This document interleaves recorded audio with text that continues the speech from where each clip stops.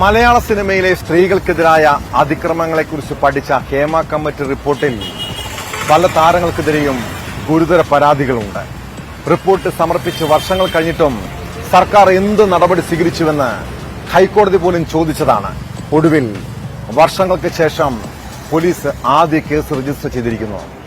കൊല്ലം സ്വദേശിയായ makeup artist makeup മാനേജർക്കെതിരെ നൽകിയ മൊഴിയുടെ അടിസ്ഥാനത്തിലാണ് കോട്ടയം പൊൻകുന്നം പോലീസ് കേസെടുത്തത്.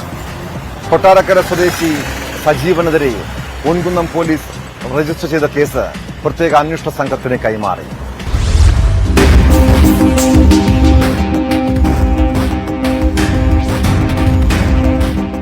രണ്ടായിരത്തി 13-14 വർഷത്തിൽ പൊൻകുന്നത്ത് ഒരു ലോഡ്ജിൽ വെച്ച് തന്നെ ലൈംഗികമായി ആക്രമിച്ചു എന്ന് ചൂണ്ടിക്കാട്ടിയാണ് കൊല്ലം സ്വദേശിനിയായ മേക്കപ്പ് ആർട്ടിസ്റ്റ് പൊൻകുന്നം പോലീസിന് പരാതി നൽകിയത്.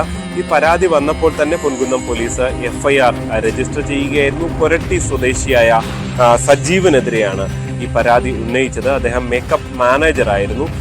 എന്തായാലും ഈ സംഭവത്തിൽ സ്വാഭാവികമായും ഇനി അന്വേഷണം നടത്തേണ്ടത് SIT ആണ്. ഇതിനുവേണ്ടി രൂപീകരിച്ചിട്ടുള്ള സ്പെഷ്യൽ ഇൻവെസ്റ്റിഗേഷൻ ടീമാണ് എന്നാണ് പോലീസ് വ്യക്തമാക്കുന്നത്. അതുകൊണ്ട് തന്നെ ഈ FIR അടക്കം ഈ പരാതി അടക്കം പ്രത്യേക അന്വേഷണ സംഘത്തിന് കൈമാറുകയാണ് പൊൻകുന്നം പോലീസ് ചെയ്തിട്ടുള്ളത്.